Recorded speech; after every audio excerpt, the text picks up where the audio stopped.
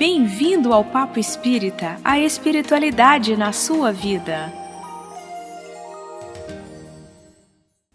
Sejam todos bem-vindos, este é o Papo Espírita e hoje a nossa conversa é sobre um tema polêmico, instigante e que veio muito à baila após uma reportagem do programa Fantástico na Rede Globo. Nós estamos falando das experiências de quase morte. Para falar sobre esse tema, a gente trouxe um pesquisador do NUPES, que é o Núcleo de Pesquisa em Espiritualidade e Saúde da Universidade Federal de Juiz de Fora. O pesquisador é o filósofo e doutor em psicologia, Bruno Angeli Faes. Seja bem-vindo, Bruno, tudo bem? Tudo bem, Ana Cristina. Boa noite também, Miriam. Primeiro, agradecer ao convite do Papo Espírita para estar aqui presente, para a gente falar, então, das pesquisas em ciência e espiritualidade, principalmente do tema das experiências de quase morte, que sempre desperta interesse das pessoas em geral, da investigação filosófica, científica. Então, é um tema que conecta várias questões, que nós, como seres humanos curiosos para descobrir qual é a natureza da nossa humanidade, da nossa consciência. Então a gente vai tratar hoje dessas experiências e conduzido aqui pelas melhores pessoas, Bruno, é interessante que você é um filósofo e doutor em psicologia e você lida na sua pesquisa com a questão você chama problema mente-cérebro, que eu imagino, você vai esclarecer mais para nós, que seja essa coisa da consciência. Tem muito essa questão, o pensamento, a consciência, ela vem do cérebro como um órgão físico, a gente vai também tratar sobre isso. Mas você tem discutido a evidência científica das experiências espirituais como as EQMs. O que elas podem nos dizer sobre a natureza da consciência, esse problema mente-cérebro, e se essas experiências podem ser consideradas evidência de vida após a morte. E, recentemente, você, em junho de 2025, você defendeu a sua tese de doutorado sobre as bases filosóficas da investigação científica da vida após a morte, sobrevivência pós-morte da consciência. Então, vamos começar te perguntando quais são os objetos de estudo do NUPES. Inclusive, já nós trouxemos outros pesquisadores do NUPES aqui para o Papo Espírita. Por que você se decidiu debruçar-se sobre a experiência de quase morte? O que é uma experiência de quase morte? Como é que elas estão sendo estudadas e documentadas? O NUPES, então, ele investiga a espiritualidade e religiosidade desde 2007, liderado, então, pelo professor doutor Alexander Moreira Almeida. Então, já são quase 20 anos de investigação, Então, os objetos de estudo do NUPES é investigar o impacto na saúde mental da espiritualidade e religiosidade e entender quem são as pessoas, que têm essas experiências, E desde 2007, o NUPES investiga o impacto da espiritualidade e religiosidade na saúde mental. Em particular, procurando compreender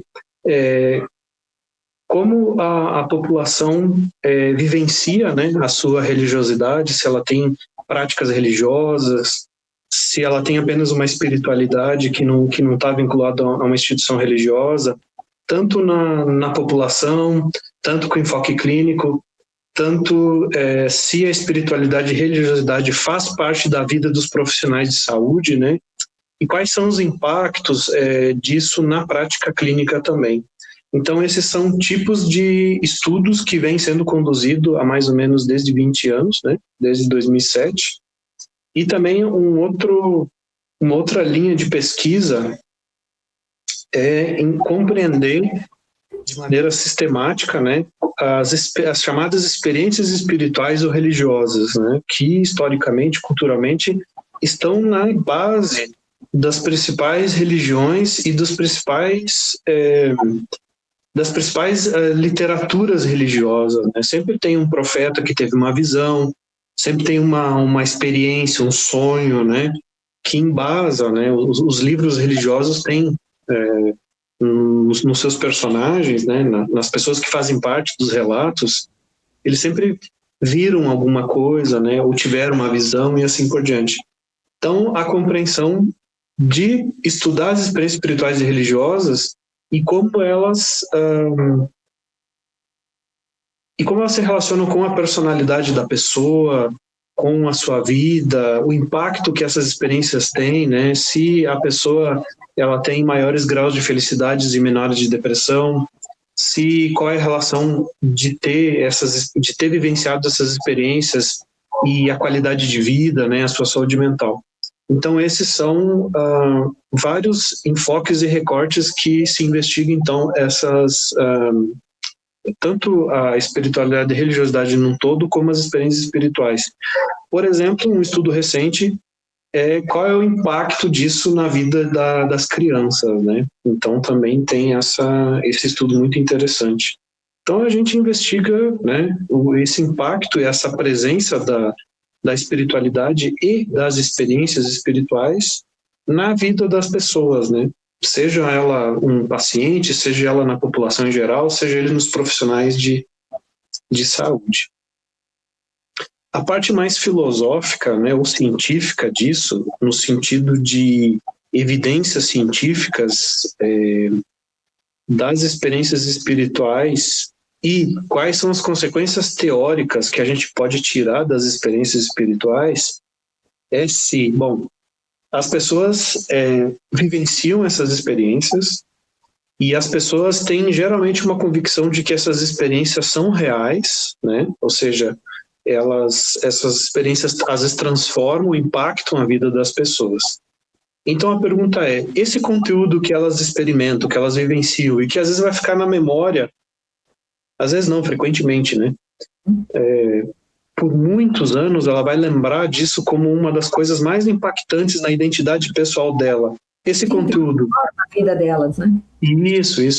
Esse conteúdo, ele é só algo que ocorreu de alguma maneira na mente da pessoa, ou as visões, o mundo espiritual, ou o que ela sentiu além do eu e do mundo físico existe de fato, né? Então a gente tem aqui duas perguntas. Se a nossa consciência, o nosso eu, ele pode existir de maneira independente do corpo, e se pode existir após a morte também, né? Ou seja, a perspectiva da transcendência da consciência, né? No sentido teórico mesmo, né? Porque os nossos pressupostos filosóficos e os pressupostos científicos também, mais adotados, eles sempre amarram, então, toda a nossa experiência ao mundo físico de uma maneira geral, né? E por mais que eles não consigam explicar em detalhes como tudo isso funciona, mas há certas posições que eles defendem que só pressupõem a existência do mundo físico e que a nossa consciência, enfim, existiria até o funcionamento do nosso corpo, né? Agora, é bem desafiador, não é, a proposta de vocês, porque estamos falando de algo intangível, né? Estamos tão acostumados às coisas mais concretas e essas experiências de quase morte, a questão da experiência e o impacto da espiritualidade na vida de nós humanos, é muito interessante, né, Bruno? Porque nós estamos elevando a nossa compreensão da vida, né? Quando você agora há pouco falou da transcendência, eu fico pensando, interessante, você filósofo, embora doutor em psicologia, né, tenha se dirigido para essa área, né, tão ainda falado de uma forma meia mística, vou chamar assim, na população em geral, porque é intangível, mas ao mesmo tempo quando você traz a proposta de que vamos pensar na nossa consciência, né? Além do cérebro, além do, né, dessa nossa mente física e da sobrevivência após a morte, fico aqui bastante instigada, se você me permite, você com um olhar filósofo, mas tratando de coisas intangíveis como as experiências de quase morte, na sua tese de doutorado, que descobertas fez com que você cada vez mais estivesse convicto que essa experiência deixa de ser intangível para ser uma coisa mais concreta em termos de elaboração? O que é interessante disso que você está trazendo é justamente isso do intangível, né? Ou seja, se uma parte da gente, uma parte essencial da gente, que seria a nossa consciência, o nosso fluxo de consciência, né? Que agora a gente está vivendo nesse corpo aqui, nesse momento. Mas mesmo sem o meu corpo, essa minha consciência, ela continuaria sem o corpo? E isso que continua poderia ser identificado como eu mesmo sem esse corpo, né? Então tem essa pergunta, né? E inclusive tem uma primeira objeção a você dizer que não dá para investigar cientificamente o tema da vida após a morte. Ela é linguística, ou seja, ela diria que toda essa nossa discussão aqui, ela não faz sentido, porque quando a gente aprende os verbos psicológicos, os termos psicológicos, eu, acreditar, amar, pessoa, o conceito de pessoa, a gente sempre tem uma pessoa na nossa frente e a gente deduz se alguém está bravo com a gente, se alguém está consciente, se alguém está prestando atenção na gente, pelo comportamento, né? Ou seja, o comportamento e a corporificação física de uma pessoa é o contexto ou pressuposto dos nossos verbos psicológicos. Então, tem filósofos que vão dizer assim, olha, você perguntar se é cientificamente investigável algo fora do corpo, como a consciência, não faz sentido, porque essas palavras só fazem sentido no sentido do dicionário mesmo, no sentido assim, isso é até pré-filosófico, isso tem mais a ver assim com a semântica das palavras, o significado. Só faz sentido isso se a gente pressupõe o corpo numa pessoa, né? Então, quando a gente diz assim, eu amo alguém, a gente ama alguém que é o nosso pai, que tem um corpo físico, que a gente sabe olhar para eles assim, esse aqui é meu pai e esse aqui não é meu pai, entendeu? Minha mãe, assim por diante. Então, toda a nossa vida, toda a nossa linguagem mental, ela pressupõe o comportamento e é assim que a gente usa e aprendeu o uso adequado da linguagem. Então, tem filósofo que vai dizer o seguinte, olha, você perguntar se existe vida mental fora do corpo, se é possível investigar, isso não faz sentido, porque não é assim que se usa as palavras, entendeu? Assim como quando o neurocientista diz o seguinte, que a neurociência descobriu que o cérebro pensa. Quando a gente usa o termo pensar, a gente sempre está atribuindo o pensamento como uma capacidade de um ser vivo, seja ele um ser humano ou um animal. Não é uma parte de um ser humano. Então não faz sentido você dizer que o cérebro pensa, a menos que você reformulasse o significado do termo pensar, apresentasse um novo significado com que pensar, cérebro pensando quer dizer, aí seria significativo você dizer que o cérebro pensa, mas quem pensa é o ser humano. E sim, o ser humano precisa de um cérebro para pensar, mas quem é o autêntico pensador é o ser humano, não o cérebro. Então, nessa mesma linha de pensamento, eles não diriam que há uma consciência que seria capaz de sobreviver ao corpo, porque a consciência é o atributo dos seres humanos biológicos e vivos. Então, essa é a primeira objeção, né? Assim, antes da gente se perguntar se é tangível e intangível, né? Nessa perspectiva, quem analisa essa questão linguisticamente vai dizer assim, olha, não faz nem sentido você perguntar se consciência após a morte é intangível, porque não faz sentido falar isso, entendeu? Então, assim, é uma discussão pré-filosófica. Isso é uma objeção, um argumento contrário pré-filosófico. Ele nem entra na parte das viagens filosóficas, vamos dizer assim, sabe? Bruno, deixa eu fazer uma pergunta.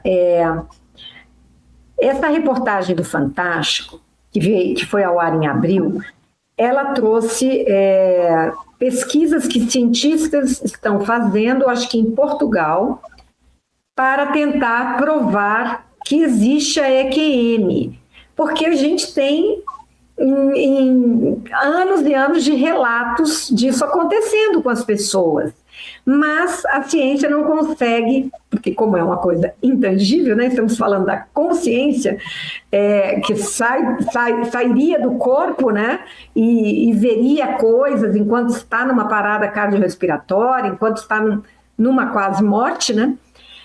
Mas o Dr. Alexander, ele gravou um vídeo logo depois dessa reportagem ir ao ar no canal do NUPES no YouTube, contestando alguns pontos e também dizendo isso aqui está certo, isso aqui está errado, ou isso aqui não é bem assim, e mostrando o que as pesquisas do NUPES estão demonstrando. Eu queria que você falasse um pouco para nós, porque muita gente pode ter assistido ou vai, a partir de agora, querer assistir, né?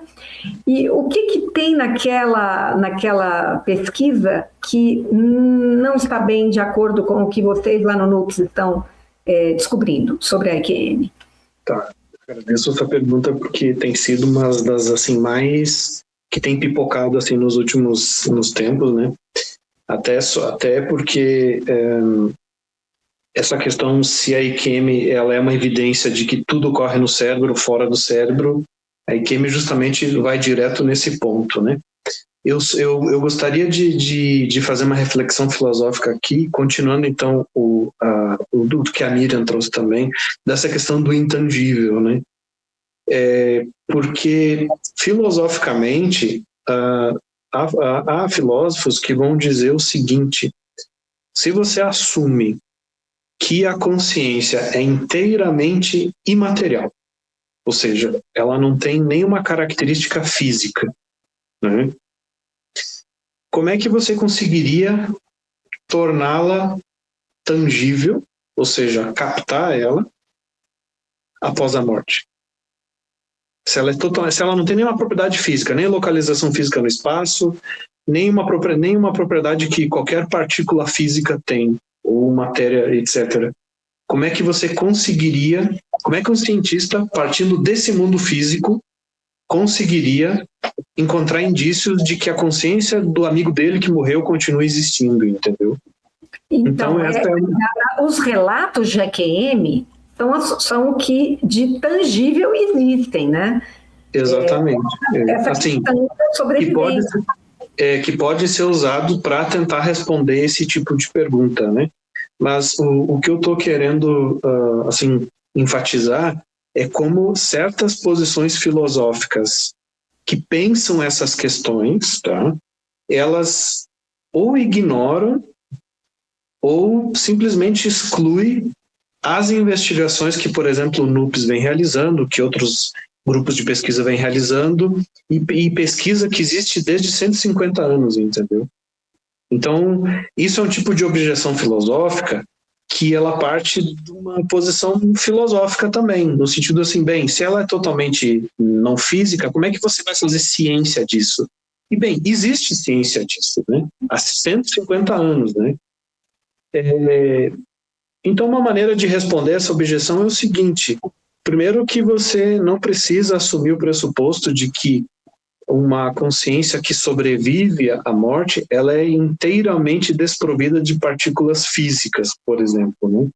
Pode ser que ela retenha algum tipo de mecanismo ou algum tipo de propriedade física, em algum sentido, mesmo que residual, que pudesse, primeiro, se conectar ao corpo, né? Porque esse problema de algo totalmente não físico e como é que ele seria captado fisicamente, ele vem antes da questão da vida após a morte. Por exemplo, se a minha consciência é inteiramente não física, como é que eu consigo fazer esse movimento da mão aqui? Como é que uma vontade, que parte da minha vida consciente, que seria não físico, consegue fazer esse movimento e como é que isso gera esse comportamento? Ou ao contrário, como é que impressões sensoriais vindas do que passam pelos meus sentidos consegue, sei lá, fazer com que eu sinta algo, lembre de algo, ou me gere algum tipo de experiência consciente, entendeu? Um pensamento, uma emoção e assim por diante.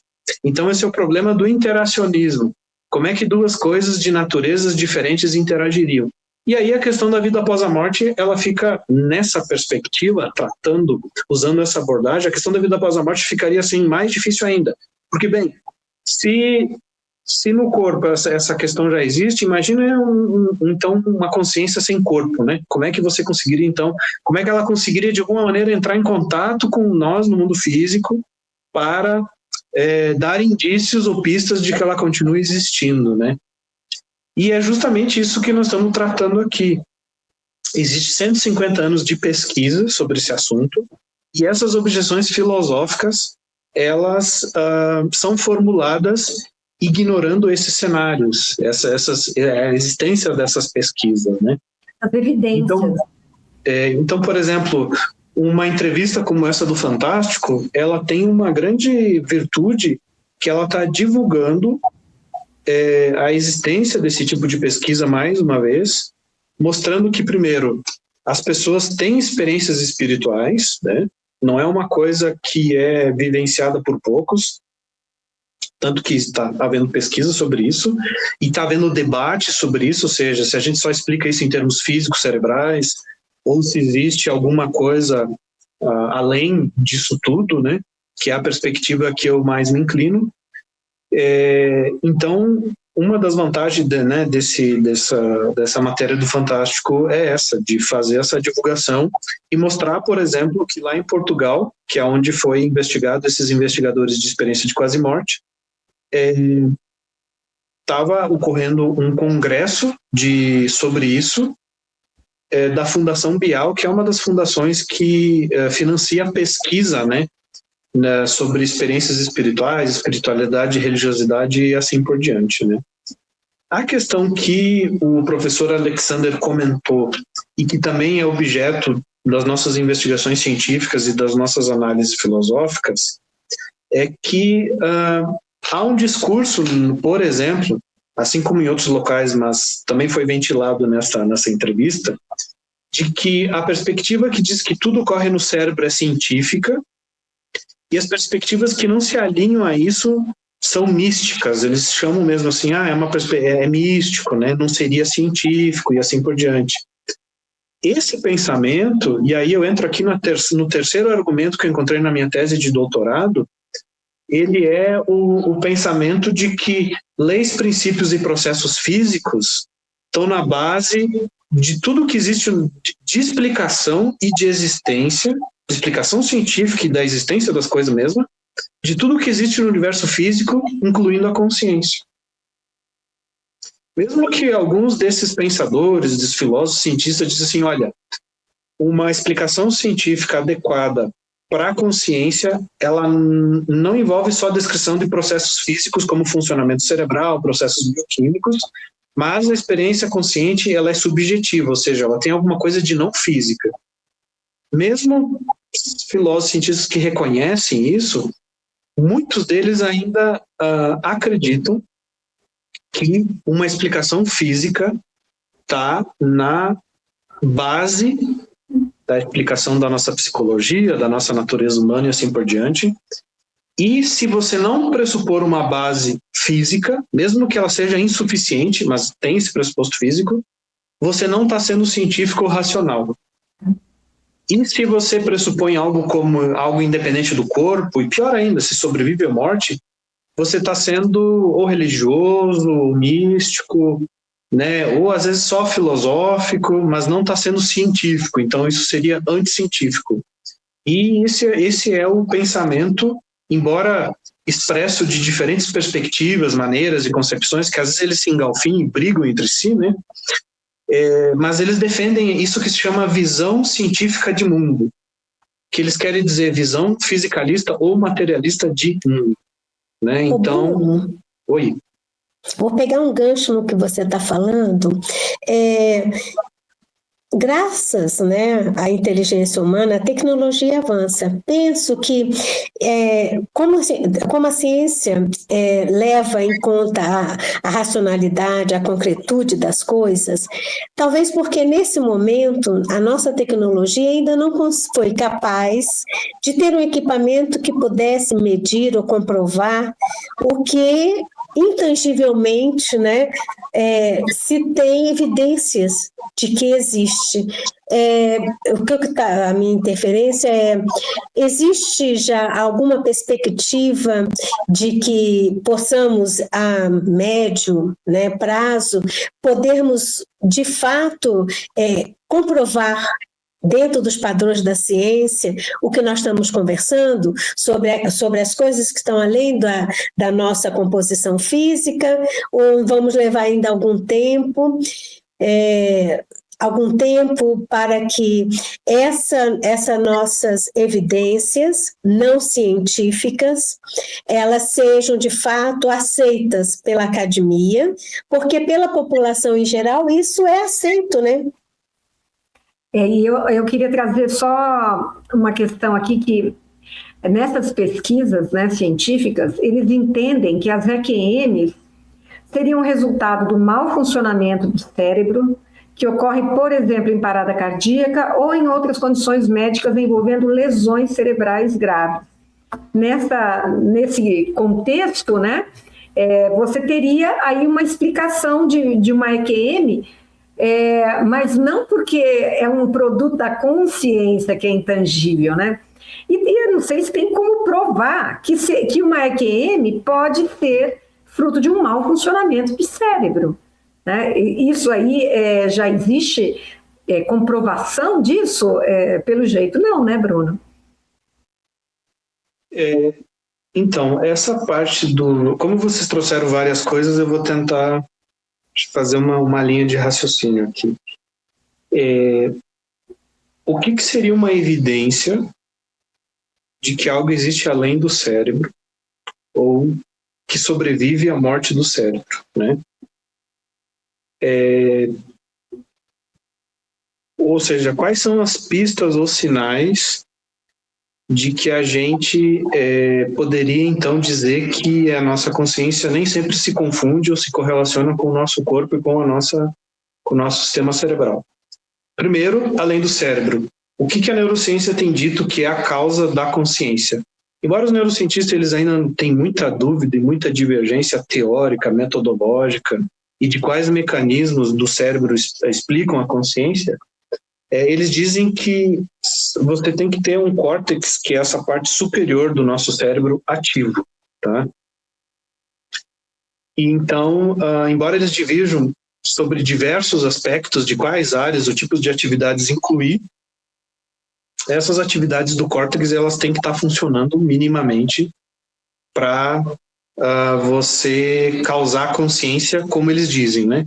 Como é que eles observam isso? Bom, se uma pessoa recebe uma anestesia geral e ela fica inconsciente, é o córtex que é desativado. Se a pessoa está em coma e não tem nenhuma consciência, é o córtex que está desativado. Se uma pessoa está em estado vegetativo, ela tem alguns sinais parecidos com a consciência em vigília, mas ela não tem consciência nenhuma. Ou seja, o tronco cerebral está ativo, mas o córtex continua lesionado ou em recuperação inativo. Então, todas essas correlações mostram que existe aí uma correlação entre o funcionamento do córtex, das atividades corticais, com consciência, com recuperação de consciência e com regulação de consciência.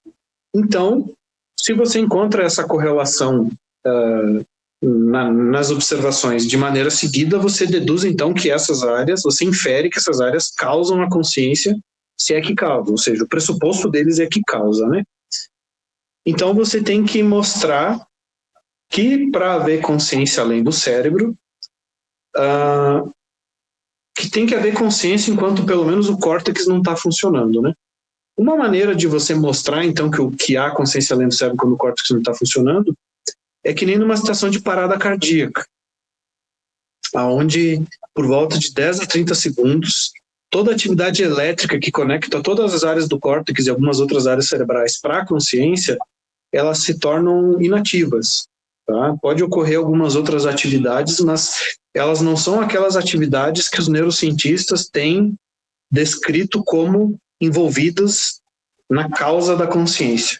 Então, se você consegue mostrar que, por exemplo, uma pessoa, durante uma EQM, durante uma parada cardíaca, descreve que observou de uma perspectiva de cima, uma experiência fora do corpo, certos fatos de uma cirurgia ou da sua reanimação da parada cardíaca, cuja descrição desses eventos ela é coerente com fatos que aconteceram no momento que, por exemplo, ou a reanimação não estava recuperando ainda o coração, ou seja, o paciente estava em parada cardíaca, ou eles tiveram que fazer uma pausa na reanimação para, por exemplo, retirar uma dentadura e colocar aquele aparelho da respiração artificial, sabe? Nesse momento, você não está nem tendo ou fluxo sanguíneo suficiente, porque a pessoa continua em parada cardíaca, ou seja, a reanimação tem que continuar, ou no segundo exemplo, pararam a reanimação, ou seja, o paciente não estava nem tendo uma boa recuperação, ele continuava em parada, mesmo com as tentativas, e houve uma pausa do procedimento. Aí depois que ele se recupera, eles voltam contando alguns relatos do tipo assim, olha, eu observei de cima vocês tentando me reanimar, e aconteceu isso, isso e isso, e dá uma descrição clara, que condiz, que é coerente com os fatos, e a maneira como a pessoa descreve só faz sentido se ela observou de cima aqueles acontecimentos, né? Então isso seria uma maneira de você mostrar que há funcionamento de consciência quando o córtex não está funcionando, né? Porque um dos pressupostos neurobiológicos é que você tenha um coração batendo, tá? Que você tenha níveis adequados de oxigênio no cérebro, e essa oxigenação ela ocorre pelo fluxo sanguíneo, né? E o que acontece nos cientistas que foram entrevistados no Fantástico e que estão tentando explicar a ocorrência de EQM em termos cerebrais, olha só, no momento da parada cardíaca. Se eu preciso ter um coração batendo, que pelo fluxo sanguíneo oxigenado nutra meus neurônios, minhas células, o meu corpo como um todo, mas meu cérebro, se isso é uma condição para, biologicamente, e depois nas teorias materialistas, eu ter causa de consciência, como é que uma experiência lúcida, nítida, como uma EQM, que vai transformar a pessoa, seja transformações de crescimento espiritual, sejam crises existenciais, entre outras coisas, como é que eu posso ter produção de consciência quando eu não tenho um coração batendo, quando o fluxo sanguíneo para o meu cérebro é irrisório, na tentativa ali da reanimação, e mesmo assim eu volto contando experiências, entendeu? Como é que isso ocorre, sabe? A teoria que eles revisaram, que eles estão tentando fazer, ou seja, a EQM nessas lesões cerebrais, ela empurra as teorias materialistas contra uma parede, que essas teorias materialistas elas precisam começar a explicar a consciência lá onde o cérebro não está funcionando. Ou seja, eles estão contradizendo tudo que é princípio básico da explicação deles, entendeu? É a mesma coisa, vamos dizer que eu quero gelar meu refrigerante dentro do meu frigobar. Esse frigobar precisa estar ligado na tomada, sabe? Ele precisa estar ligado na tomada, ele precisa estar refrigerado, tá em funcionamento, ótimo funcionamento, para refrigerar a minha Coca-Cola. Agora, outro refrigerante. Aí vamos dizer que eu abro meu frigobar que está desligado, e está desligado mesmo, e aí encontro uma Coca-Cola gelada ali. Ou essa Coca-Cola gelada, ela foi gelada de uma outra fonte, esse refrigerante, ou mas a pessoa que só acredita nas possibilidades, né, assim, não, é só o que está acontecendo aqui dentro do apartamento que vale, entendeu? Ela vai tentar dar alguma explicação de por que gelou, sei lá, porque o tempo está gelado aqui na cidade, então gelou ali dentro, entendeu? Então eles vão tentar ajeitar daqui, dali, esgaçar aqui, sabe, diminuir aqui, para tentar explicar isso. Então eu usei esse exemplo, que eu espero que tenha sido bom, para justamente dizer assim, o que eles estão fazendo, entendeu? As teorias de neurociência, elas pressupõem certas condições básicas adequadas para você ter consciência, pressupondo que o cérebro causa a consciência. Porque as condições não adequadas são aquelas que levam à ausência de consciência. E é o que testa essas teorias, entendeu? Como é que eu digo que uma teoria é testável? Bom, eu tenho que ver quais áreas cerebrais estão ativas e aí quais estão inativas quando eu não tenho consciência. Então é ali que eu testo essas teorias. Mas o que acontece na EQM? A EQM está ocorrendo quando aquelas condições que são ditas como causa de consciência, elas não estão ocorrendo. Ou se estão ocorrendo assim, elas não estão recuperadas, entendeu? E não teriam como explicar a consciência. Então é isso. Além de eles chamarem, então, de que as perspectivas deles são as únicas científicas, né? Eles estão, o que é errado, quer dizer, é uma teoria científica, porque você pode testar, investigar, investir nessas teorias, mas não são as únicas científicas, só que eles estão contradizendo todos os pressupostos existentes que há 300 anos, há 100 anos, vem sendo afirmado como origem do que a gente é. E a IQM vai direto nesse ponto, entendeu? E, Bruno, o NUPES, qual é o pensamento do NUPES com relação a isso especificamente? Já que, pelo que você está dizendo, essas pesquisas científicas elas vão chegar num limite, né? Porque elas não conseguem explicar os fatos que acontecem com muitas pessoas, com descrições, como você disse, muito apuradas e muito concretas. E existe um livro, né, que foi editado pelo NUPES, acho que da autoria do Dr. Alexander, que se chama... Sim, do professor Humberto Chibres Coelho e da Mariana Costa também. Ciência da Vida Após a Morte. Então, um filósofo e 2 psiquiatras, sim. Então, o que o NUPES está descobrindo sobre isso? O que ele pode dizer concretamente para as pessoas que vão por essa linha de entendimento da consciência que sobrevive ao corpo, né? O rigor científico do NUPES, ele é basicamente o seguinte: a gente, tudo que a gente traz para o público passou por avaliações dentro dos melhores procedimentos científicos, de revistas científicas, dos protocolos de como desenvolver certos tipos de pesquisa para você encontrar certas evidências, as conferências científicas, sabe? Tudo sempre segue esses protocolos, né? Como qualquer outra área científica, né? Ou como qualquer outra área acadêmica. Então, nesse sentido, o NUPES é muito rigoroso. Nós, do NUPES, nós somos muito rigorosos com esse aspecto, né? De seguir esses protocolos, né? De seguir essas recomendações ou diretrizes que são partilhadas entre, né? no campo científico. Outra coisa que a gente...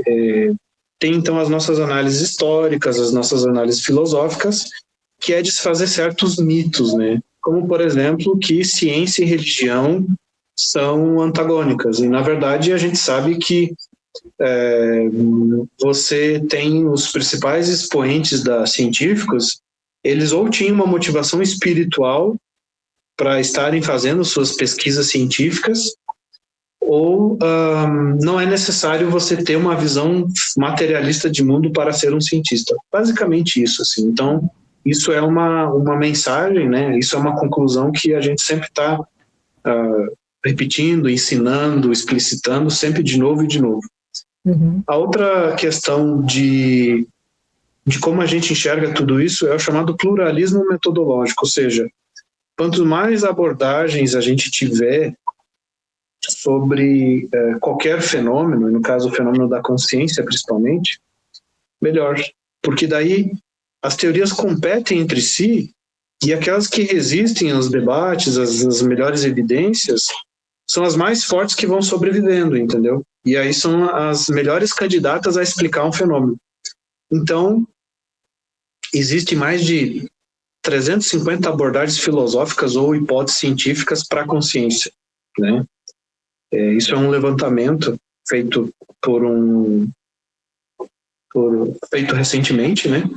E que acho que a última vez que eu vi estava em 350 opções, assim, seja filosófica, científica, de como explicar a consciência. Então tem desde coisas cerebrais, física quântica, inteligência artificial, fenômenos espirituais, estados alterados de consciência, de tudo que você pensar que é ventilado dentro da parte acadêmica e científica. Então, só que as partes de transcendência, de consciência, de vida após a morte, assim por diante, sofrem muito preconceito, tá? Então, então, assim, além da gente apresentar as nossas teorias, a gente tem que sempre estar fazendo aquele reforço, aquela reflexão de, olha, as nossas teorias não são místicas, as nossas teorias também são científicas, né? Interessante isso. Bruno, olha, estou compreendendo, né, toda essa comunicação, né, entre ciência e religião, quanto elas estão atreladas e complementares, mas estou aqui muito curiosa, sabe, Bruno, para saber se durante a realização e a defesa da sua tese, se teve algum relato que te chamou a atenção. Eu queria só trazer, se for possível, trazer um exemplo prático, desculpe, do que nós estamos falando, né? Alguém que passou e que teve, assim, que te chamou a atenção, que você achou que você agora possa nos trazer como importante relato? Das experiências de quase morte, né, que são então essas experiências transcendentes ou de conteúdo espiritual que ocorrem em situações de risco de vida, principalmente quando o cérebro não está funcionando muito bem. Eu gosto muito, o que me chama a atenção são esses relatos de pessoas que se descrevem se observando de cima do corpo, né, e fornecendo essas descrições do que estava acontecendo lá, né, o pessoal médico tentando ressuscitar, reanimar, e o que me chama a atenção é que esses relatos, a maneira como a perspectiva da pessoa bate com o relato, é como se ela estivesse observando de cima mesmo, entendeu? Então, assim, não é apenas... Oi? É interessante porque é de cima, eu acho, não é do lado, é de cima. É de cima. E às vezes a própria limitação visual do experienciador, por exemplo, vamos dizer que tinha alguém dos profissionais de saúde que era alto e careca, né? E ele estava usando um chapéu, que é um caso que existe. Ele diz assim, olha, eu sei que o cara não tinha muito cabelo, porque eu podia observar a cabeça dele de cima e ele tinha um chapéu. Ou seja, digamos assim, a própria limitação visual só faz sentido mesmo se a pessoa observou aquele evento de cima, né? Tem um caso que havia uma cirurgia acontecendo e eles estavam monitorando a atividade cerebral da paciente com cliques, ou seja, eles estavam monitorando toda a atividade cerebral dela e colocaram fones de ouvido no ouvido dela que dava cliques sonoros, né? Ela estava numa ressonância, alguma coisa assim, um aparelho de ressonância? Não, ela estava numa cirurgia para remoção do aneurisma cerebral, né? Então ela recebeu anestesia geral, ia ser induzido uma parada cardíaca hipotérmica, ou seja, o sangue dela seria retirado do corpo e o organismo dela seria resfriado, né? Porque para tirar então esse coágulo gigante de sangue do cérebro, você precisa então remover todo o sangue do corpo, aí abrir o crânio, né? Para ir lá ajeitar e depois, enfim, ressuscitar ela de novo, devolver o sangue e assim por diante. Um dos monitoramentos para mostrar que ela não estava consciente durante esse procedimento, ou seja, que as doses de anestesia apagaram ela, é que então esses cliques, esses fones de ouvido no ouvido dela emitiam cliques. Se ela estivesse consciente, o monitoramento ia mostrar uma elevação no registro, né? E não mostrou, enfim, não mostrou esse registro que ela estava consciente e ouvindo os cliques. Porém, ela descreve uma EQM, onde ela se diz que se viu fora do corpo, viu eles trabalhando viu eles trabalhando no corpo dela, ouviu conversas, tá? Ouviu um monte de coisa, viu um monte de coisa também. Porém, em nenhum dos relatos das entrevistas que ela deu, ela descreve os cliques. Ou seja, significa que se ela ouviu as conversas, que eram coisas físicas acontecendo, e viu coisas, por que não apareceu os cliques, entendeu? Se ela não estava fora do corpo, que é assim que os materialistas explicam. Não, isso aí é porque ela tinha uma atividade residual auditiva e aí ela sonhou que estava fora do corpo, isso mesclou uma coisa na outra e ela formou uma experiência coerente, enfim. Bem, por que os cliques nunca apareceram nessas audições, né? Ou se o que ela estava ouvindo era apenas auditivo no sentido físico, por que ela não começa o relato na seguinte maneira, por exemplo, eu ouvi a conversa, mas tinha aqueles cliques no meu ouvido. Nunca ela descreveu os cliques. Não relatou. Então esse é um outro exemplo de uma experiência de quase morte com essas percepções verídicas fora do corpo, aonde a maneira como a pessoa relata e bate justamente com a perspectiva é essa, entendeu? Porque nunca é assim, eu observei com o meu corpo deitado. Não, o relato é sempre de cima. E aí, então, essa paciente se viu passando por um túnel escuro, ela viu uma luz muito calorosa, e nessa luz tinha alguns parentes falecidos. Então, e que eles ficaram mantendo ela ali, e no momento em que a cirurgia estava para acabar, o relato bate com o fato de que ela voltou para o corpo, entendeu? Ou seja, estava voltando para a situação lá. A cirurgia estava acabando e ela estava voltando nesse momento. Então tem essas... E é isso que me chama a atenção, assim, entendeu? Essa possibilidade de você monitorar esses relatos e a condição física do paciente, né? Só que, embora seja 10 a 20% de pessoas que têm uma experiência de quase morte, esses relatos com percepções verificáveis são muito raros. Então, embora ele seja uma evidência muito interessante, mas é muito difícil de você conseguir ela e de saber quem vai ter uma IQM, porque não existe você olhar para uma pessoa e dizer assim, essa aqui vai para o hospital, aquele ali vai para o hospital, vai ter uma IQM, esse vai ter uma IQM, aquele ali vai ter uma IQM. Não tem. Porque, por exemplo, esse relato que eu acabei de descrever, o cardiologista estava desenvolvendo uma pesquisa de EQM, acho que num hospital, lá no hospital, e só que em algumas alas do hospital. E esse relato aconteceu numa área cirúrgica que não estava incluída nas alas do hospital onde ele está investigando, entendeu? Então, assim, é muito imprevisível onde vai acontecer essas experiências. É difícil de monitorar. Bruno, como a gente infelizmente caminha para o final do programa, que é uma pena, né? Mas eu quero que você explique, porque vocês agora no NUPS, vocês têm uma inteligência artificial para lidar, né? Eu quero que você explique como, com essas questões da ciência, da religião, dessas experiências espirituais que vocês estão colhendo. O que essa IA que se chama Sócrates faz? Essa é a nossa mais nova novidade, né?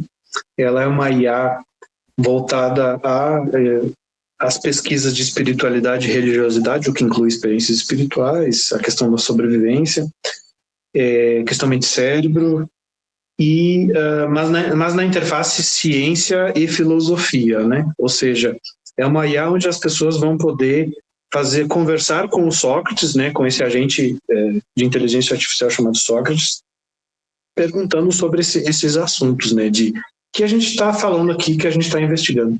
Nossa, esse link com o Sócrates. Isso, ele está assim sendo alimentado a matrix dele está sendo alimentada com várias informações de alta qualidade. A gente está trabalhando e aprimorando para a base de dados dele sustentar várias perguntas, né? Então, o que as pessoas têm dúvidas na área de ciência e filosofia sobre espiritualidade e religiosidade, podem trazer para nós essas dúvidas, né? Tem até o e-mail do próprio Sócrates, e porque daí a gente vai estar, então, aprimorando, adicionando os conteúdos, né? Ele tá em aprimoração, em constante aprimoração. Então ele é muito interessante, está sendo uma ferramenta nova, né, nessa área. E é uma forma também, né, Bruno, das pessoas buscar informações confiáveis, né, porque diante de tanta desinformação que existe e misticismo, usado de forma não idônea, vocês estão trazendo uma fonte de pesquisa confiável, né, de informação confiável para as pessoas. E isso é muito importante, né? Eu aqui agora, Bruno, queria trazer, você vai deixar para nós tipo um presente, né, que nós vamos colocar na descrição desse programa. Você está trazendo o link do Sócrates, você está trazendo um artigo seu sobre EQM, Esse teu artigo está em inglês, né? Mas as pessoas podem colocar no Google Tradutor. Na internet, agora com tanto recurso, dá para ler bem legal. Não é problema para ninguém. E você traz a pesquisa de EQM do NUPS, que é um formulário para quem teve experiência de quase morte, ir até lá e se apresentar, não é isso, Bruno? Isso é uma pesquisa que procura investigar especificamente as experiências, né, em pacientes que passaram por situações médicas ou críticas. Então, por exemplo, se a pessoa, ao ter uma EQM, tem descrições de fatos ou eventos que aconteceram na sua hospitalização, né, ou seja, na sua reanimação, quando está sendo trazido na ambulância, ou durante a sua recuperação, e se viu fora do corpo. Então, são essas percepções associadas à EQM, é isso que está sendo investigado nessa pesquisa. Então, está bem descrito ali, bem claro. Quem tem interesse, quer trazer a sua experiência para a nossa pesquisa, a gente está fazendo esse levantamento.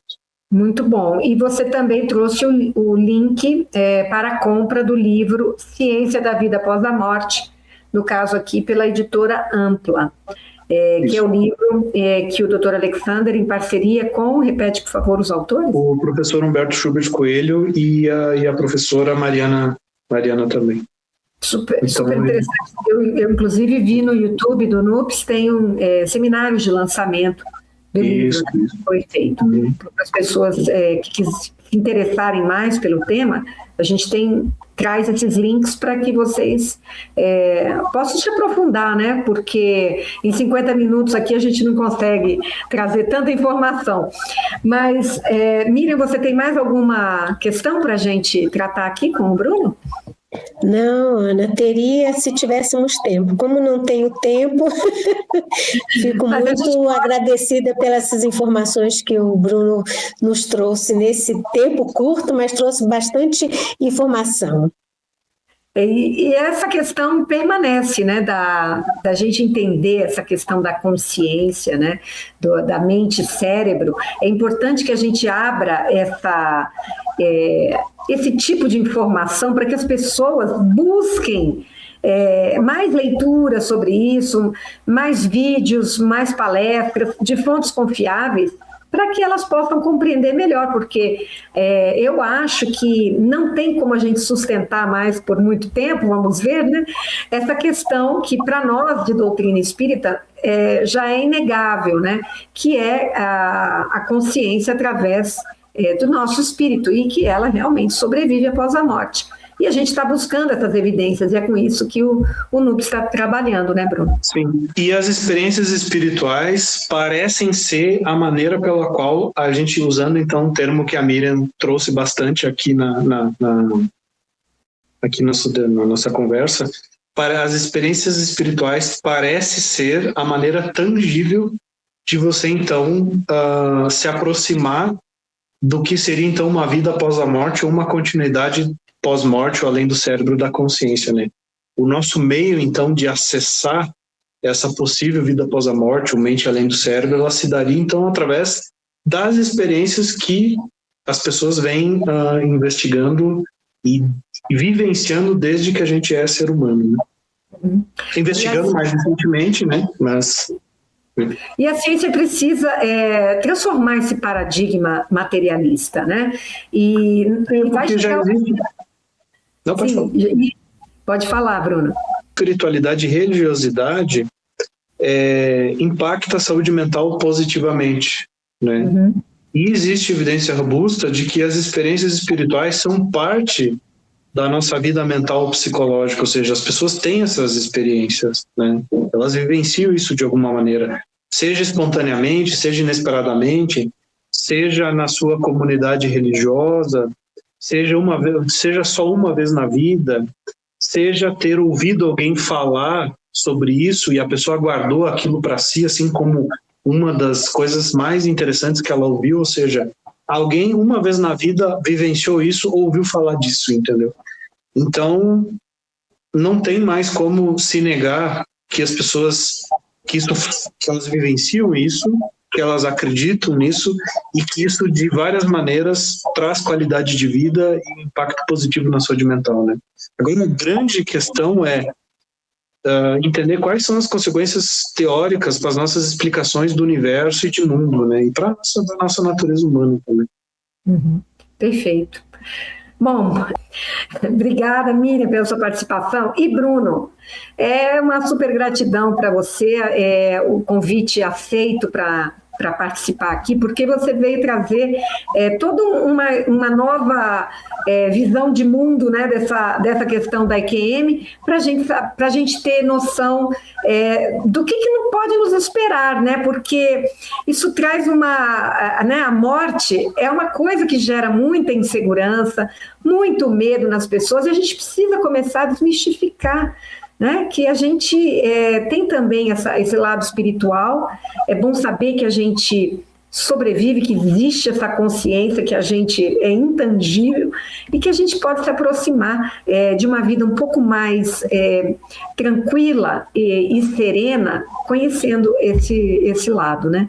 Obrigada pela sua presença, obrigada por você trazer esses links que estão aí compartilhados na descrição do nosso programa, e agradeço também ao Dr. Alexander, que trouxe para mim seu contato. Ficamos muito felizes, agradecemos a ele também, permitir que pesquisadores assim tão já experientes e com uma obra muito robusta possam estar aqui no Papo Espírita. Muito obrigada. Eu também quero agradecer primeiro pelo convite, pela ótima recepção. Vocês me mandaram todas as informações que eu precisava, né, um roteiro daqui para a gente tratar.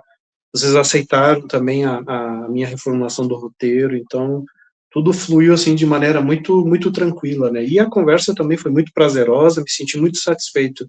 Espero receber mais convites aqui para vir trazer novas novidades e novos conhecimentos aqui. Com certeza. Então foi um prazer estar aqui com vocês. E vocês que nos acompanharam, vocês gostaram desse assunto? Então, por favor, deixem seu like, comentem e compartilhem. Isso é muito importante para o algoritmo do nosso YouTube, para que ele chegue a outros públicos também. Gostaram desse tema da EQM? Escrevam para nós. E não deixem de acessar os links e conhecer mais sobre o tema. A gente vai ao ar às quintas, 18h45. Agradecemos a sua audiência e até semana que vem.